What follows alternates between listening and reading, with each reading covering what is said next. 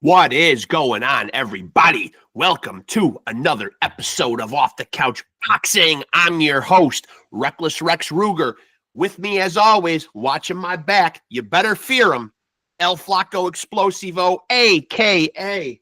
the Alexis Arguello Puppet. We're back with another banger. You know what goes down here. The most amazing and real boxing conversations anywhere on planet Earth. I won't speak on behalf of the other planets. Them aliens might be up there doing some dope shit. We'll never know, or maybe we will someday. But I can only speak on what I do know, and that this is the place where it all goes down. Legends, luminaries, world champions, and fighters on the rise. Coming here to chop it up with your boy, Reckless Rex Ruger. Today is no different, man. This is, of course, the podcast that is able to stake the claim of being the undefeated, undisputed heavyweight champion of boxing podcasts. And I will take on all comers and defend that title tooth and nail. We got another great episode. Before my guest gets in here, let me do a little promoting. Not boxing promoting, but promoting of the boxing podcast. Although I should be a promoter. Might be maybe a second career or a side hustle. Well, I'm thinking out loud. Anyway, make sure to like and follow Off the Couch Boxing on Facebook. That will get you your updates on new episodes, when they're dropping, who's on them, and any other pertinent boxing news that is popping off. And any hot topics out there, I will share them up there, man, so you guys can stay tapped in with everything going on in the fight game. That's first and foremost. Also, make sure that if you're on this channel right now, to like, subscribe, and of course, hit the notification bell to stay tapped in, because this is where it all goes down. And of course, you just saw me conferring, texting with my guest. That won't get edited out. Some people might. Your boy Reckless Rex will not. Life is happening right now. We're recording it, and we're keeping it for posterity's sake. It's raw. It's unfiltered. I'm not tampering with anything, because you shouldn't.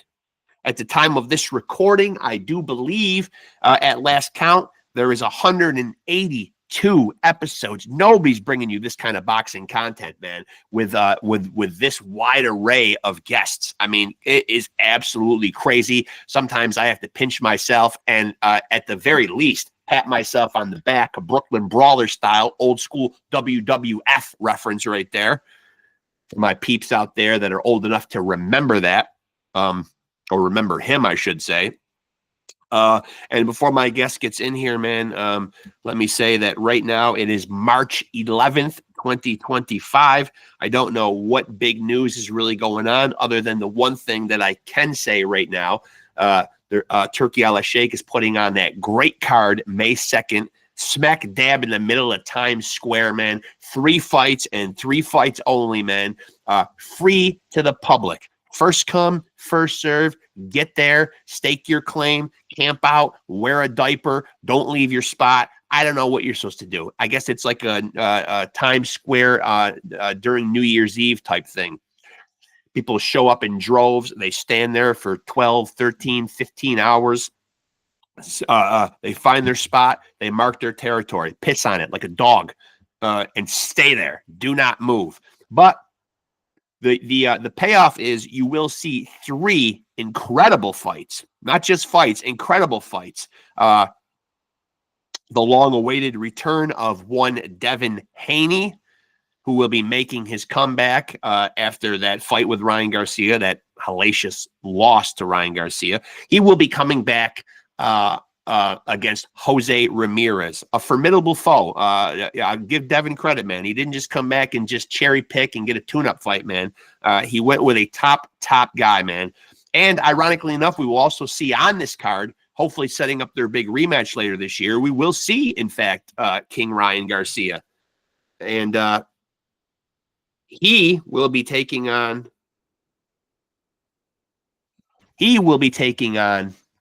Rolly Romero. And I have already gone on record as saying that Rolly will not see anything past round 6.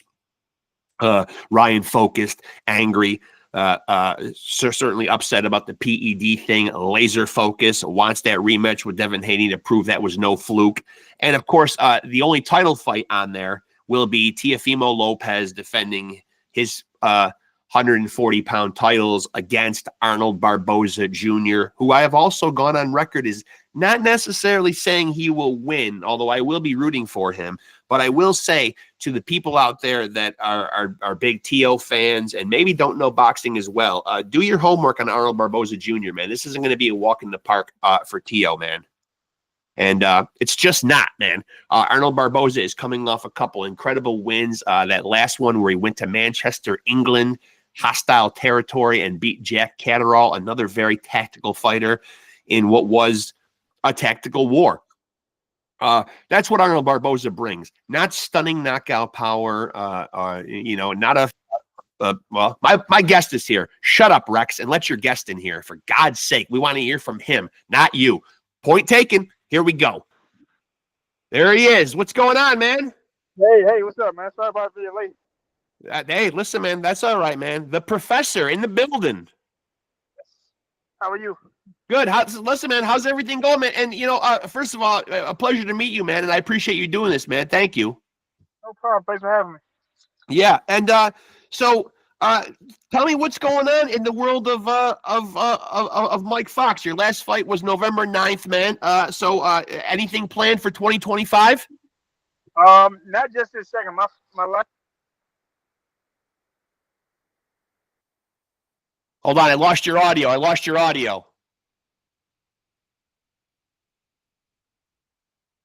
I can't hear you. I lost your audio.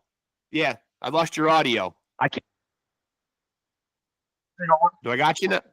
Yeah, I can hear you now. Yeah, I got you now. Good.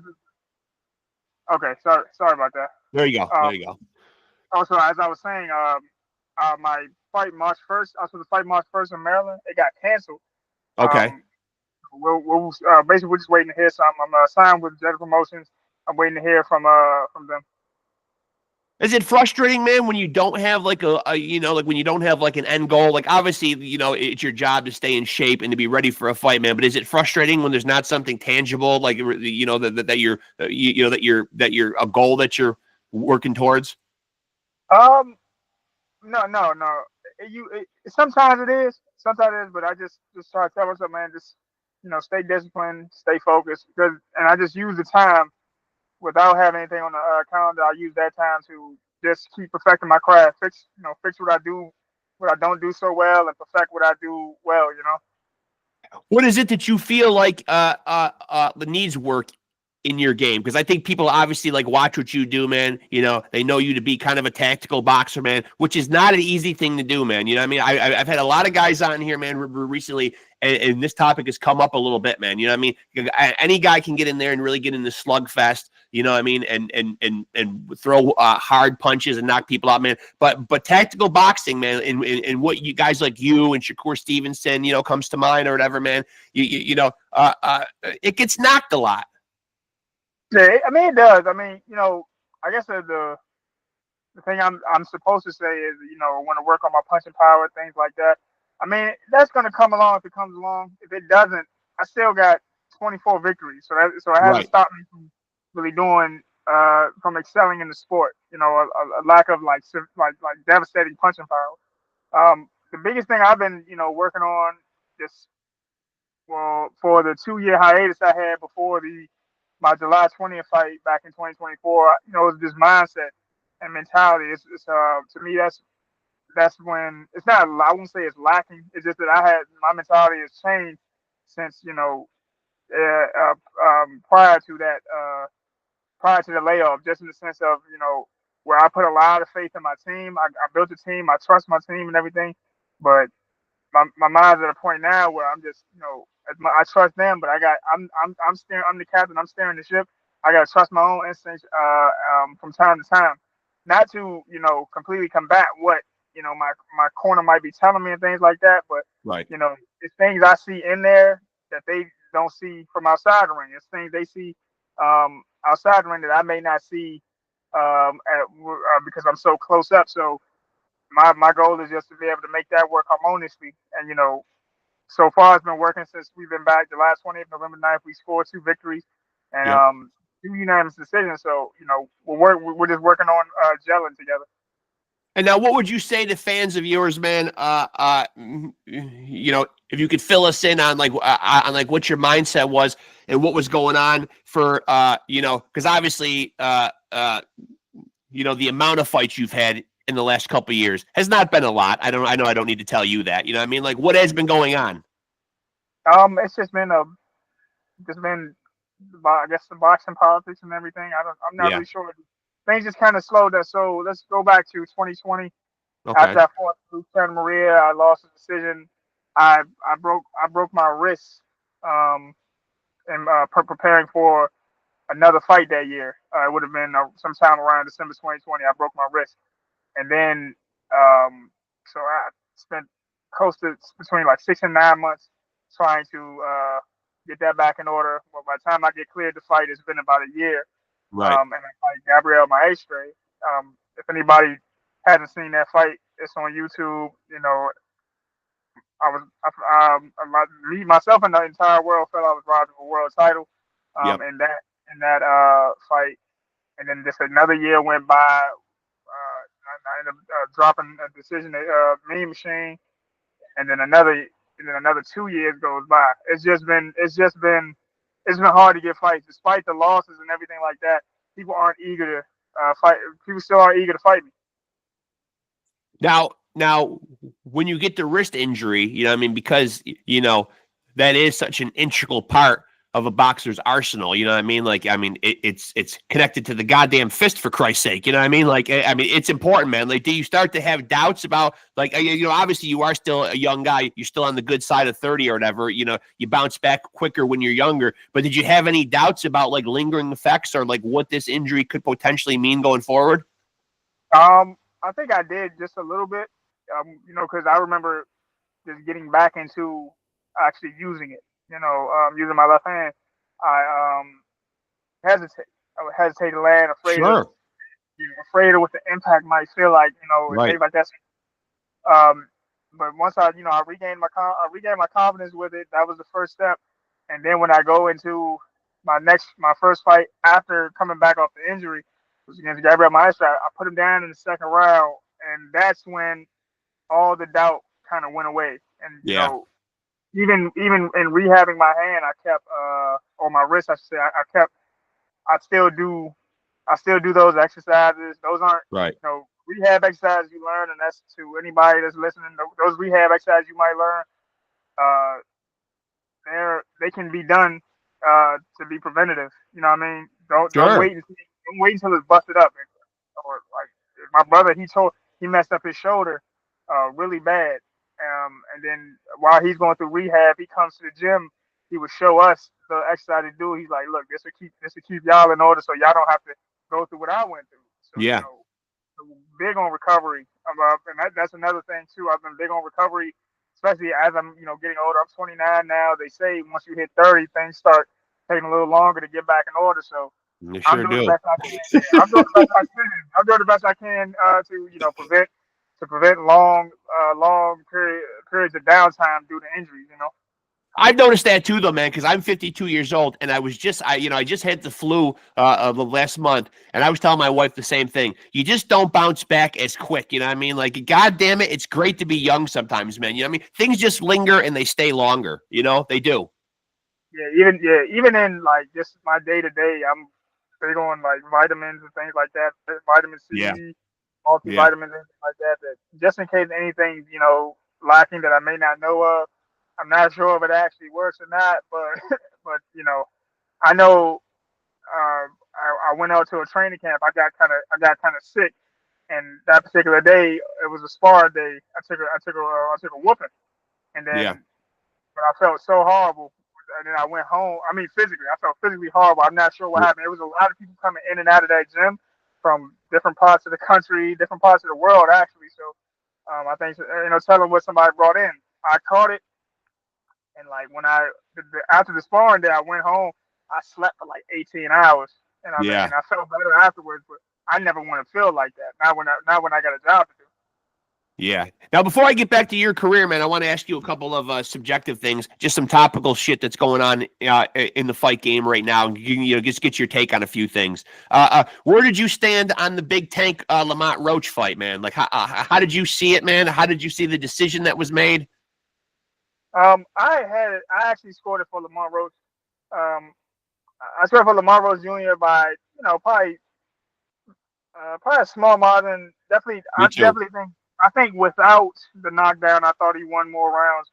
I seen whether someone had a scorecard where Tank won 5 of the first 6. I didn't see that really happening No. when Lamont is stepping forward. He's landing more punches. He's initiating more exchanges. Tank is doing what he normally does, where he's collecting data, as they like to say, where he's collecting data and he's picking his spots. But in that time, I felt like Lamont was being a little more effective. He was in control of the ring, and he had Tank on the back foot, which we're used to seeing Tank on the back foot, but I don't think we're used to seeing. I mean, people didn't see the jabs and the small right hands that Lamont was landing early. That he wasn't throwing his hardest punches yet, but when you got somebody who's throwing something versus a fighter that's pretty inactive, that should have been easy rounds to score.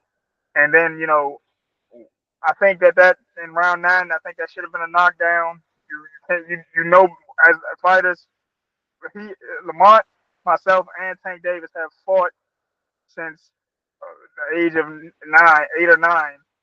So we know you don't take a knee.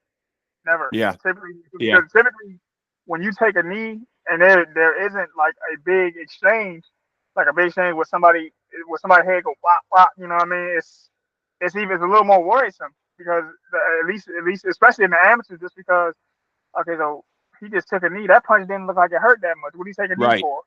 Right. So things like that. Steve Willis has started counting, then he stopped. I don't know what he was going. I don't know what was going through his mind.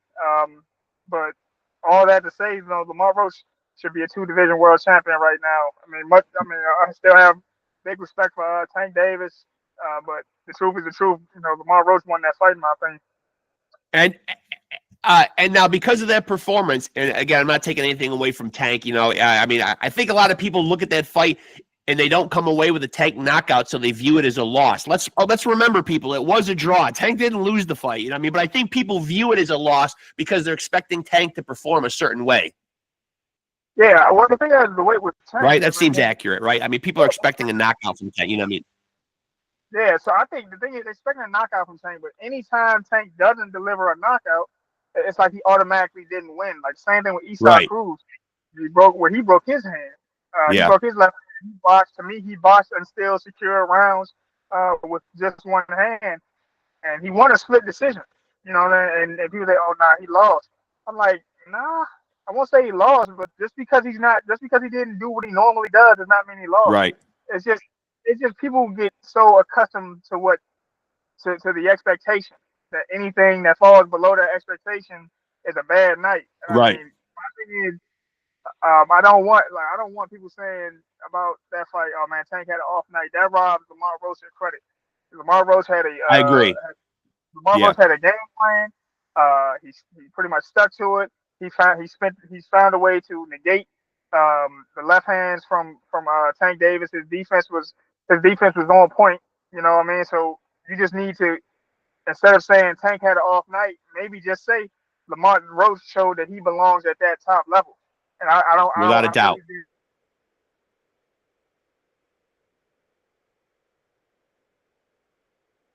Hold on, you got frozen there a little bit. There you go. And so I want to ask you this: as a guy that's known as a tactical boxer, yourself, you're certainly not like in that category of knockout artist or whatever. But so obviously, you made a great point with Tank being on the back foot. We have seen him in fights give away a lot of rounds. He knows that he can eventually catch you with that knockout punch. Lamont Roach fought a very tactical fight too, even though he was in there in the exchanges with Tank or whatever, man. But I would say he fought more on the tactical side. I don't think he had any any misconceptions that he was going to go in there and blow Tank out of the water or knock Tank out or whatever. So when we see a performance like that from Tank, do other fighters look at that like a Shakur Stevenson and think, okay, man, we knew all along, man, this is the kryptonite for Tank. Somebody that can go in there and fight that kind of fight, man, and score and get those early rounds, and then like not lose, when Tank does decide to put that pressure on. Is that the neutralizing factor for a guy named Tank? Is that the kind of guy that beats him?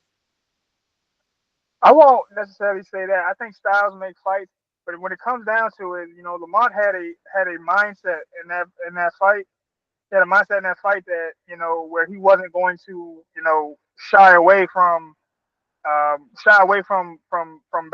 fighting Tank Davis. Where you see a fight with Frank Martin. Frank Martin is a very athletic guy, but he was on the back foot the entire time, and Tank hadn't even really started his offense. I think Lamar had the right idea, just in the sense of a willingness to step to Tank tactically, of course, but also so you're not burning up too much energy, because while you're burning a lot of energy trying to keep Tank away, Tank is slowly kind of pacing forward, probably humming to himself. Really, I don't know what goes on in his mind. So he just had the right mindset. You want to you want to have Tank comes on in the back half of a fight. Yeah. And I think Lamont Rose prepared for that. He didn't overexert himself in the beginning, because some people get enamored with landing punches on Tank, where he didn't overexert himself in the beginning, and he had plenty of time for he had plenty of energy for the back end of the fight. That's where people have oftentimes faltered past opponents that Tank has had. And now. And now the second part of that question is, how do you see the rematch playing out? Obviously, we are going to get one, it seems like. Yeah, the rematch plays out. I think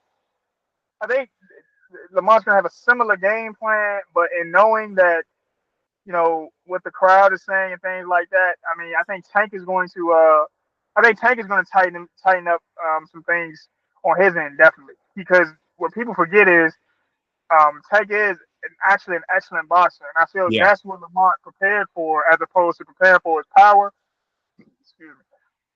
Lamar Roach prepared for the boxer that Tank is. I think that's where he differs from other opponents. Tank can land a great left hand, sure, and he can vary that left hand because of boxing ability. He has fight IQ. I just think that Lamar Roach, while he's not the most popular fighter, his popularity has probably went up now, but he wasn't the most popular fighter going in. I can tell you from sparring, from years of sparring with Lamar Roach, that his fight IQ is tremendous.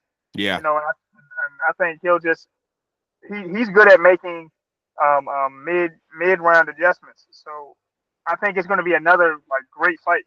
Another great fight. I think Tank is going to. I think the biggest change that's going to happen is that Tank is going to probably clean up his corner a bit, just in the sense. It seems great to have a bunch of world level coaches. You got Barry Hunter, you got Calvin Ford, Patrice Harris, who was oftentimes Barry Hunter's second, and you got Kenny Ellis, who was Calvin Ford's second. I think he's going to just kind of what's the word? He's going to trim that a bit. He's probably going to trim that a bit. He's going to probably make a decision. Am I going with this group, or am I going with the other group? And that's going to change how Tank approaches the fight as well. On top of the previous result, a less chaotic corner. He'll probably seek out he'll probably find a less chaotic corner, and once some of that noise comes down, we'll have to see. It might be, the fight's going to be a tad bit different, and the adjustments is going to be the adjustments again. And now, speaking of guys with high fight IQs, man, there's been a lot made, about this seemingly insurmountable task of Bud Crawford going wall whip to 168 to fight Canelo. Now, I've asked a lot of fighters on here, man, and the general consensus seems to be that obviously we know Bud is a special fighter, and most guys say if there is anybody out there that could do it, It would be Bud. Where do you rate his chances, and how do you see that fight? The thing is, like, I think, in all honesty, if it was Canelo, if it were two super middleweights or two super welterweights fighting each other naturally, Yeah. I would probably lean more towards Bud. Skill for skill, take the weight out of it. Yep. Skill set, I think Bud could do it. However, can't I can't overlook the fact that Bud Crawford barely walks too much higher over Canelo's fight weight. Just in the Yeah. sense that, like, you see the pictures going around where he's put on a lot of weight. Yeah.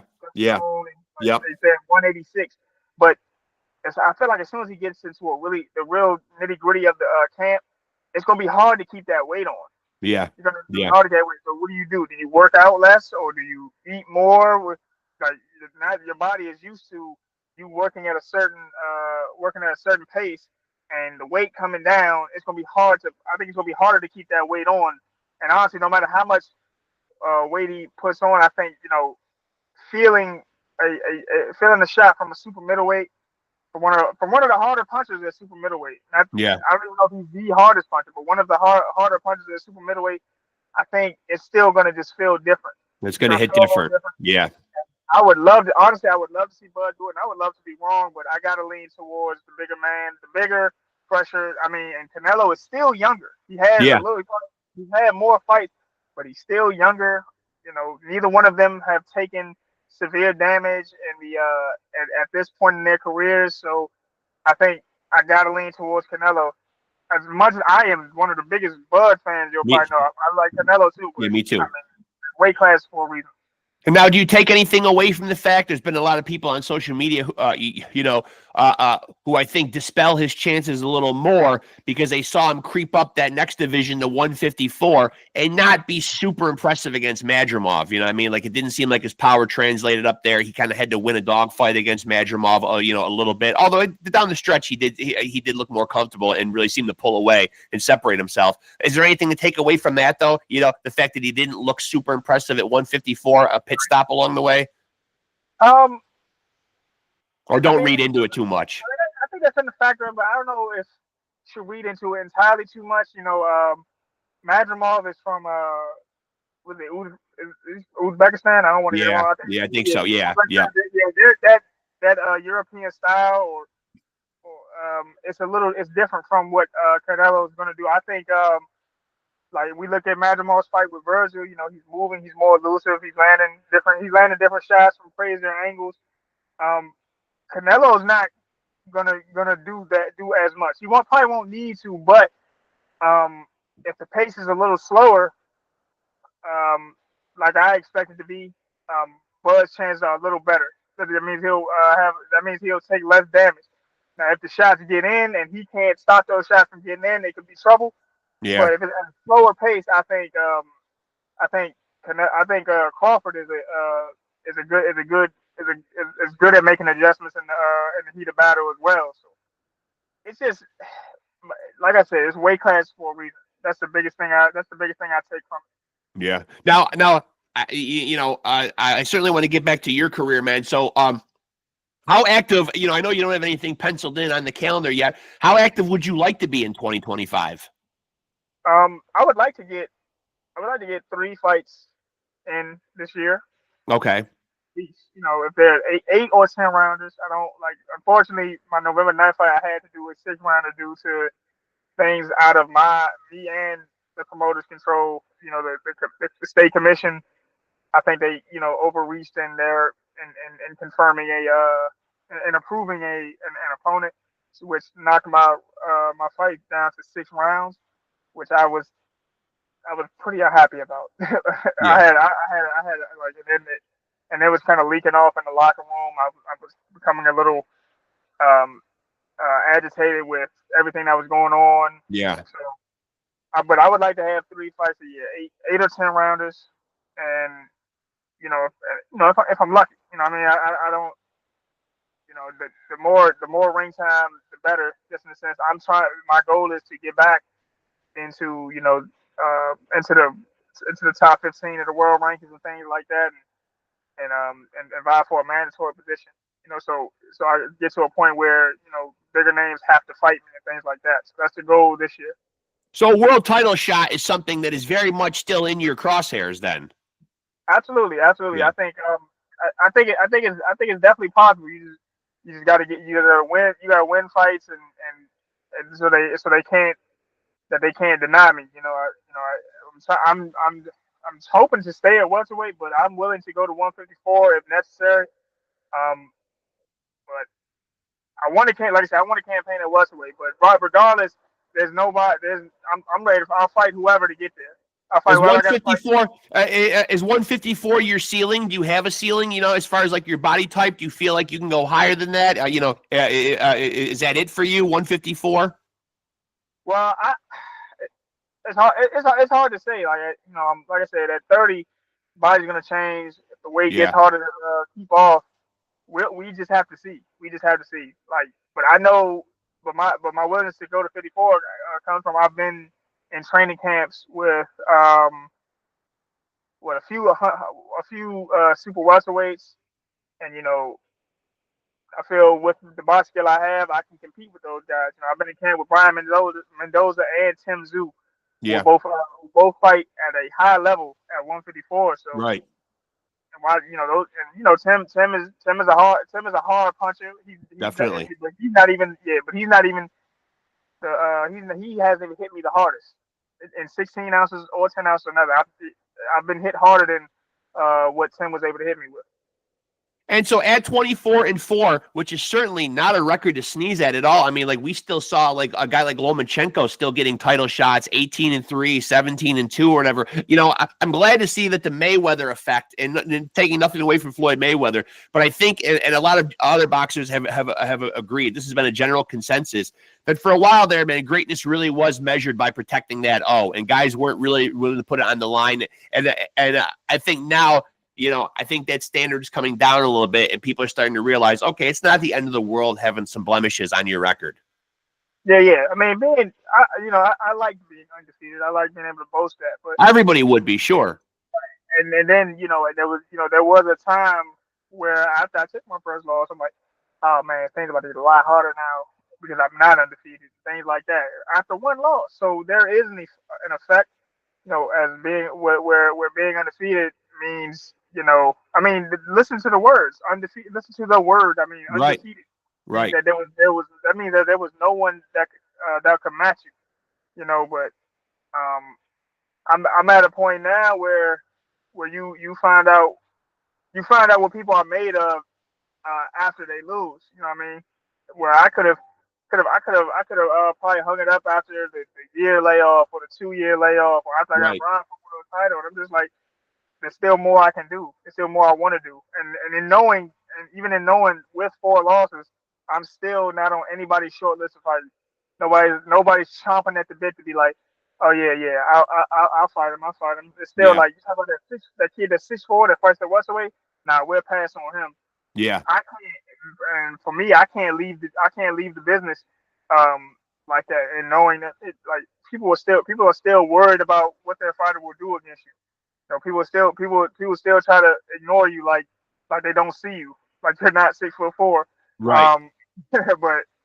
But you got the ability to make guys look bad though too. You know what I mean? Like that's what they worry about too. That's what they worry about. Like that's what when I was being my first promoter after I lost my first fight, I was with Marshall Kaufman. He said, man, he's talking about. I overheard him talking to my father who coaches me. He said, man. My father was like, well, at least now he can get some fights, right? He's like, man, it just kind of made it more difficult. He said, man, you lost the fight, you didn't quit, and then when you got hit, you didn't break, Right. So right. It's even more difficult now, unfortunately. But I mean, we're gonna get you some, blah blah blah, and we did, and we worked our way, we worked as much as we could. But when it came to bigger names, guys that got, bigger promoters behind them that invest a lot of money getting them into the rankings, when it's time to, when it's time to find their next opponent, and my name comes up, like, well, nah, not him though, not that tall kid. not that Right. tall southpaw. Right. We'll try to look that 5'8" dude who Yeah. even has more who has 12 knockouts in 16 fights. We'll take our chance with him before we fight Yeah, the they don't want to see 7. that. Yeah, they don't want to see that long jab getting pumped in their face all night. And now, when you were growing up, man, and getting into the sport, man, when we're kids, we all have those sports heroes, those guys we idolize. Did you have those guys in the boxing world? Absolutely, absolutely. Guys like Floyd Mayweather, Cornell Whitaker. Um, I did like watch. I liked watching. I'll tell you who I liked watching a lot early in my pro career. Because I was trying to learn really fast. I studied Julian Williams a lot. Julian Williams is a very well schooled fighter. And whatever Yes. he'll say about his last fight or what he's done with his career, he made it to a world. He made it to a world champion. He's one of the most well schooled fighters I've Yeah. ever actually seen watch. Where I've actually Philadelphia. watched. Philadelphia guy. Yeah. Yeah, just in the sense of he's never been in the ring and been the biggest guy or the fastest or the strongest. He still made he still became a unified world champion and just Yeah. off of good fundamentals, good technical ability. And I leaned in. I leaned into to him. I leaned into watching fights he had really heavily. Over the I everybody loved Muhammad Ali, so I mean that's kind of a no-brainer. But then I started watching Larry Holmes a lot, and Yeah. I wanted my jab to be better. And in my opinion, he has one of the best jabs in boxing. Not the The best best. heavyweight jab in boxing, Yeah. but one of the best jabs in boxing. No doubt. Period. Yeah. No doubt. And now being that tall, man, being like as tall as you are at welterweight, man, that is kind of an anomaly because you don't see that happen a lot, man. I can't think of a lot of guys that tall. One guy that comes to mind, man, who unfortunately is no longer fighting anymore, but Paul Williams comes to mind for sure. I just had him on. One of my favorite fighters. Obviously, we know he had that tragic motorcycle accident right when he was about to fight Canelo too, man. But I mean, but his resume at this point, and I just promised him. I just had him on last week. I just promised him because I live near the Boxing Hall of Fame. I'm going to get him in that goddamn Hall of Fame. I don't give a shit, man. I'm going to get him in there, man. 41-2, and the names that are on his resume, and he was just really getting started, man. But if you go on his box record and look at the names, man, incredible, man. I just don't know sometimes, man, what the Boxing Hall of Fame is thinking, man. Like, obviously, there are guys in there, man, who are deserving. But there are some guys in there, man, that are not as deserving as other guys. I'll just leave it at that. I'll say it's guys in there that I want I'm not gonna say it's guys who didn't earn it, but what I will say is there are guys that if you see, okay, well, he did this, and Paul Williams is the guy who did this, and this. Yeah. So why isn't he there too? So I mean, I'm not sure what the criteria is for a lot of things. I'm not sure what the criteria is for pound for pound or Right. especially Hall of Famers. Like pound for pound to me is just who you kind of like personally, more so in my opinion. Just because I mean they're never gonna the pound for pound guys aren't often going to be able to fight each other. Right. We're never going to see Usyk fight Inoue. Right. For the neverweight champion of the world. Right. Yeah, that pound for pound thing really has to be taken like with a grain of salt because, like, you're right, man. You make a great point, man. Like, we can't see what these guys can do against each other. Everybody has their own pound for pound list. ESPN has theirs. PBC probably has theirs. And individual fight fans have their own pound for pound. So I mean, it's just there's no set criteria. So I don't pay too much attention to it. People will ask me, "Oh, who's your pound for pound?" I'm like, man, I don't really get into that. But all these guys are always jockeying now and bantering on social media, which I think, the advancement of social media, just in my opinion, being an old school guy, has been a bit of an obstacle in making big fights because there are guys who just like to get on there and bark and woof on social media, man. And we see a lot of beefing on social media, and we don't always see a lot of follow through with these fights being made, man. But everybody seems to be bantering and jockeying for that title of I'm the face of boxing. No, I'm the face of boxing. You know what I mean? Is there anybody out there right now who definitively, in your mind, deserves that title? Well, I'll say this. As the face of boxing, I think what it comes down to is who generates the most. No matter what you say, who generates the most. It's not even about, I mean, it's about accolades. Don't get me wrong, because you can't really generate without accolades. Now, I don't think Canelo could be as popular as he is without doing all the things he did. So, to me, Canelo is the face of boxing. Still that guy. if it's not going to be Canelo, it's going to be Devontae Tank Davis. Yeah. Devontae Tank Davis brings out, to me, he probably brings out the most celebrities I ever seen. Like he's must-see TV. He's must-see TV when he's on. Yeah. Yeah. He's must-see TV when he's on. I mean, like it's been like, you know, bars and stuff in my in my area. Yeah. Like I went to Dave and Buster's to watch Ryan Garcia and Tank Davis fight. They didn't normally do boxing fights. They did MMA fights. They didn't do a bunch of boxing fights. But when they found out Tank was fighting, Tank Davis like, okay, nah, and they were gonna have everybody pay to get in. I don't care. They don't even want to watch the fight. They want to play the little games in the arcade. They got paid $5 or $10 to get in here tonight. And the people that did, but then the bulk of the people that were there were paying to see the fight. They were paying to see either Tank Davis or they were paying to see Canelo Alvarez. Right. Those guys are the face of boxing. All right, it's about what you generate, how many eyes you put on the screen, how many asses you put in seats. If you can't do that, you can't be the face of boxing. You'll be a great you can be a great boxer and you'll always get to probably fight on that undercards and everything. But if you can't generate like they generate, you can't claim I'm the face or I'm the new face, bro. You got to. When Tank Davis holds attendance records at the Capital One Arena, he broke his own record at the Barclays Arena that he previously said he's only second to like Bad Bunny or something. I forgot who. People show out. They show out when he's fighting. People show up for those fights. Not only that, those rappers get brought up in music. Like I listen to a lot of rap music. A lot of you know, I'm feeling like Tank Davis with the belt or blah blah, like Canelo, you know, that whatever. Yeah. They're getting brought up in pop culture. These guys are transcended boxing. Good point. Yeah. Transcended boxing.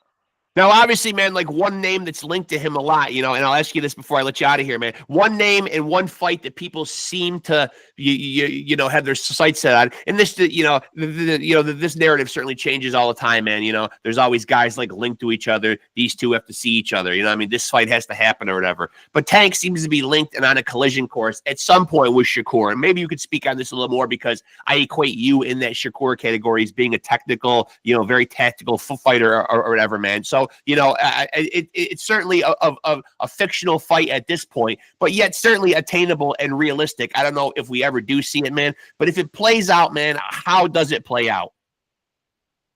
Well, it's hard to say because I say this: Tank Davis, say what you want about his last fight, and you can say what you want about Shakur's last fight. But what I will say is, you know, both of them are coming off of, you know, okay performances. Obviously, Tank fought the better opponent of the two. Yeah. But the biggest thing I see is, I think Shakur is disciplined enough to beat him. He's gonna box from start to finish. He'll box from start to finish. Yeah. He'll let a fight be boring as long as he wins. But I say right now, if he can't keep his hands in order, if he can't go make it through a fight without his hand, he's not. You know, he's not going to be able to beat Tank like that because Tank, like I said, I've said a couple times in this interview, is he's a sharp boxer as well as a big puncher. So you're not going to be able to just. I don't think you can one hand with him. I don't think you go one hand and beat. I don't think you can beat Tank with one hand. I don't think you can beat Tank with one hand no matter how good a boxer you are. You know, Shakur is a great counter puncher, great instincts and things like that. But you're hurting your hands. You finally decide to turn it up. You hurting your hands. Tank sees that he's coming at you without a doubt. So I would lean towards Tank Davis because he's a great boxer. Is he a better boxer than Shakur? Maybe not, but he's good enough. Coupled with his power, maybe so. It's up to you. I would probably lean a little more towards Shakur because Shakur's willingness to, his lack of willingness to, you know, get into exchanges keeps him a little fresh, makes his wins a little cleaner. Yeah. But like I said, if his hands can't stay healthy, he's not going to be able to keep Tank off of him because you have to have something that Tank respects. You have to be able to counter good enough for him to respect it. He respected Lamar Roach's counter punching ability as he started, you know, getting touched. I'm having trouble getting out of the way of this stuff. Right. Now, if Shakur decides to throw one hard one, boom, and hurts his hand, you're gonna see a very sinister grin come across Tank's face, and Yeah. then he's gonna start walking Shakur Stevenson down. Yeah. Now, it's been absolutely amazing talking to you, man, and you're such an insightful guy, man. For sure, stay in touch, man. You're a great guest. I'd love to have you back on again, man. Certainly keep me in the loop when you got some fight news. I'll share it on my Facebook page or whatever. As soon as you know something, man, let me know or whatever. And I will say this, man. I think at some point, man, I don't know if you thought about your life after boxing. Will boxing always be a part of your life? Do you feel like you'll get into the promotion or the training fighters or anything like that? Will it always be, even when I know you're still young, but if you could look ahead and see after your in-ring career is over, do you feel like boxing will always be an aspect of your life? Absolutely. Like even now, even now, I do boxing commentary on the side, like with. I was gonna say, man, I could tell. Yeah, so shout out to Adam Glenn of VXNG TV and Mark Prado of Fight Night Live. They've both had me on many a times, and yeah, I could see why. I've worked with you. Oh, thank you, I appreciate that. I've worked with some really great people: Michael Woodsy, Sadiq Karuki, Richard Quinones, Mark Abrams. Guys that help coach me along. And yeah, the biggest thing they always tell me is just like you know the sport, flex that knowledge, and you'll do fine in this realm. And I've only gotten good reviews, so I want to keep that. I want to keep that going. So yeah, absolutely. Definitely want to give you commentary after the sport, after I'm done competing, and also I feel like I've always wanted to be a coach and everything too, but more things I've been thinking about too is maybe getting into like judging fights. I think fights. Yeah. I can't say we'd have less controversy, but if I think former fighters should get into official. Me too. And I've said this on the podcast a bunch of times. I'm like, even if you didn't do it on a professional level, let's go find guys that did it amateur, maybe even 20 years ago, man. You know what I mean? They still, it's like we're putting these, no offense to anybody, I'm not going to drop any names, but we're putting these like 70-year-old well-dressed men there that don't look like they've ever had an altercation in their life. And I mean, I don't necessarily know that they always know like what they're looking for. I know they're told to judge on clean, effective punching and ring generalship and all this criteria that Harold Letterman used to remind us about on HBO Boxing of how to score the fights or whatever. But do they really realize like the essence of those? I mean, at their core, like what they're looking for. You know what I mean? If I told you, hey, go out and watch this round and tell me who is the more clean, effective puncher, and then I tell some guy who looks like my grandfather that never had a fight, I would take your word for it more. I would feel like, God, I got it. This guy has done it, Yeah, no, I get that. I get that completely. Because at the very least, even if we do have some scorecards that might like, what's up with that? At least I feel like a fighter, a judge who was a former fighter would at least be able to better articulate what he saw. You know what I mean? Yeah. You better explain yourself, because when even if you got these 70-year-old judges, they need to put out some type of summary or write-up. There's got to be some kind of system of checks and balances. Yeah. Right. Some interview or something. At least so the fighters, the next time they hear your name, they know what you look for. Like, okay, so my style is appeasing to him on a note, and I gotta make some adjustments to what I was already gonna do. You know what I mean? Yeah. Don't sacrifice what makes you good, but you might make some adjustments that don't compromise what you do, but it's just, there's no explanation. There's no how did you come up with that score? Right. I'm not saying you ain't got to put their picture and put them on video, because I mean, for safety reasons, with all the sports betting that's going on, you don't want to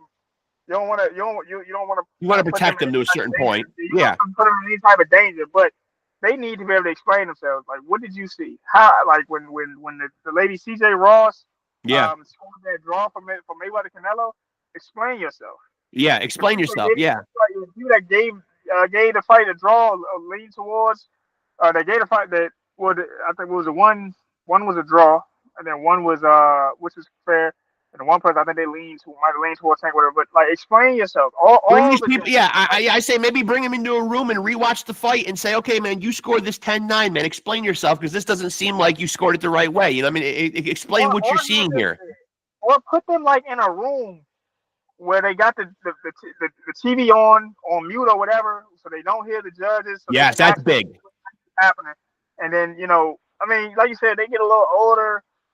A lot of noise, a lot of things is happening. Sure. I don't want to say that's what's happening every time, but you gotta wonder, like, dude, like you like when they like, hey, he's such and such, he's done 200 world championship fights. That means you're old. That Yeah, means you're old. you're right. You're You're right. old.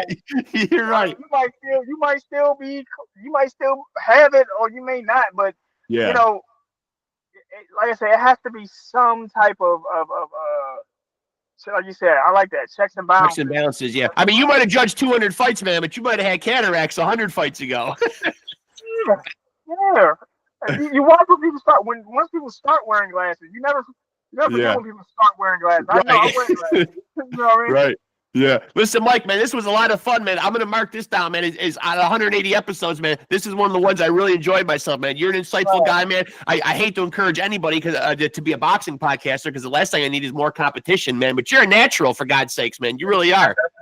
Yeah. I appreciate you doing this, man. Really, it's been a pleasure talking to you, man. And when you got some fight news, man, share it with me, please. I for sure will. Yeah. I enjoy Facebook. I'll keep in touch. I'll tag you in anything that's coming up, man. So thanks a lot for having me too. Please do, man. Yeah, it was a real pleasure, man. Good talking to you, Mike. And best of luck going forward, man.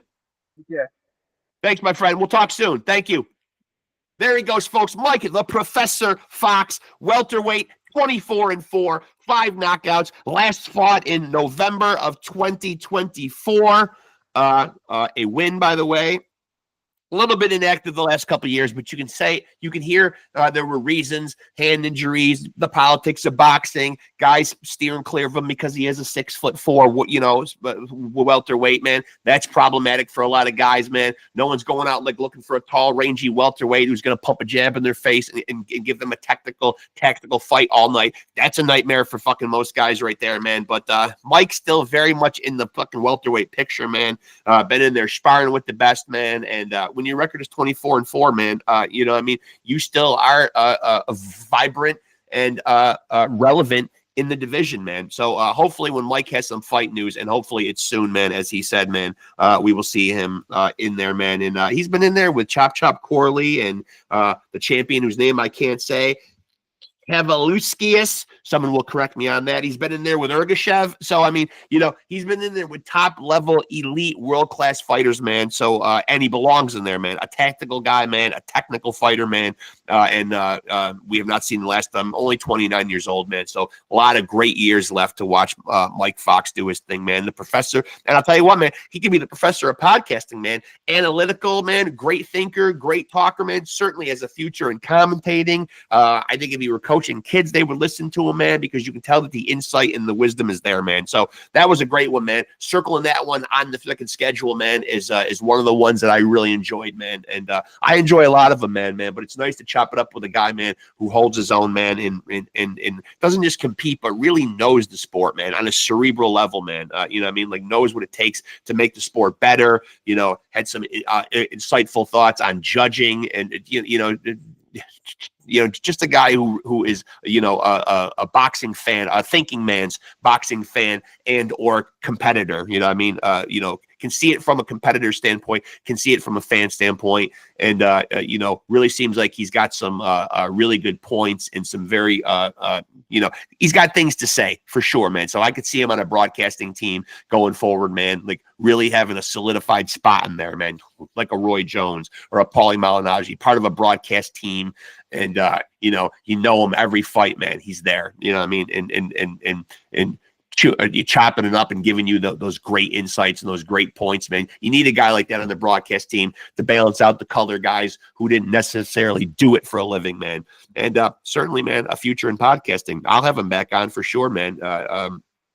Just a great conversation. Hope you guys dug it. As I said before, make sure to stay tapped in, man. Like and follow Off the Couch Boxing on Facebook. Send me a friend request. Give me some feedback. What you like, what you don't like, who you like to see on here, man. I'll try to run them down for you. Who you might not ever want to see again, man. I can't promise that I'll make that happen because I might like them. But still, I love feedback. I'm very receptive on there, man. I will answer you, man.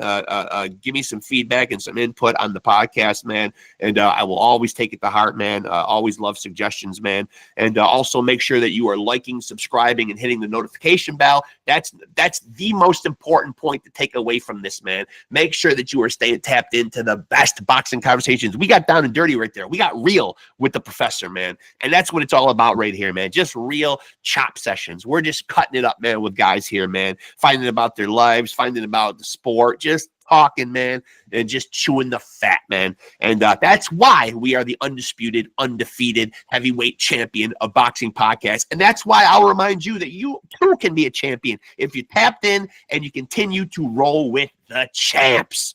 Peace.